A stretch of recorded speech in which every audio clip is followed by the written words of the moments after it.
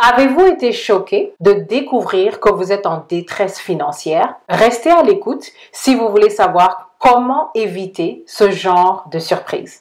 Bonjour, c'est Finançoyer avec Anania. Ne ratez pas nos conseils de finances personnelles. Abonnez-vous. Le problème du jour est que beaucoup de gens ne savent pas détecter quand ils ont des problèmes dans leur budget.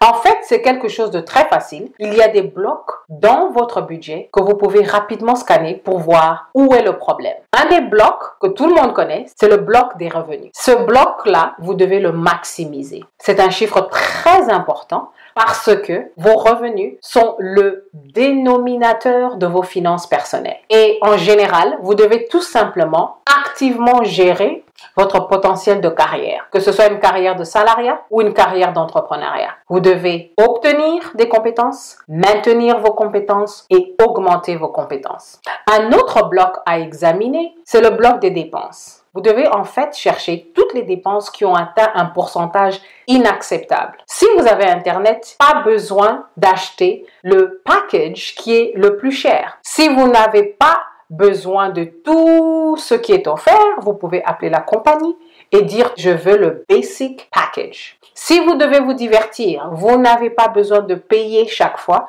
Il y a des villes où vous pouvez vous divertir gratuitement. Vous pouvez remplacer des dépenses pour lesquelles vous payez par la gratuité. Vous pouvez diminuer vos dépenses pour avoir des services basic et finalement, réduire vos dépenses. Un autre bloc à regarder, c'est le bloc des dettes. Ce bloc-là, l'objectif, c'est d'avoir 0%. Vous n'avez pas besoin de dettes des études. Vous n'avez pas besoin de garder des dettes immobilières pendant 30 ans.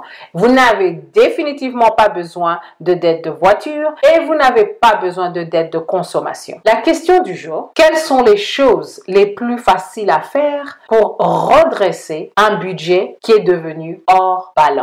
Un exemple que nous pouvons utiliser, c'est une histoire que j'ai entendue. Un garçon venait de graduer et c'était un Africain de l'Afrique de l'Ouest. Il venait de déménager dans un appartement de luxe. Dans ma tête, je me suis dit, un petit gamin de 20 ans qui ne gagne presque rien, c'est sûr que son loyer est au-dessus de 25%. Aux États-Unis, on dit souvent, votre logement doit coûter 25% ou moins. Donc, je n'arrivais pas à comprendre les ratios financiers de sa décision. Comment est-ce que tu peux à peine graduer et dépenser presque 50% de ton salaire pour vivre dans un appartement de luxe pour épater les filles? It didn't make sense. Ça n'avait aucun sens. Dès qu'il y a une crise, il perd son emploi, il n'a pas d'économie et il n'a pas de marge. Donc, soyez toujours prêts à vite recalibrer quand vous prenez le temps de scanner votre budget et d'attaquer tout ce qui commence à créer une imbalance dans vos finances. Merci de votre écoute à cette édition de Finançoyer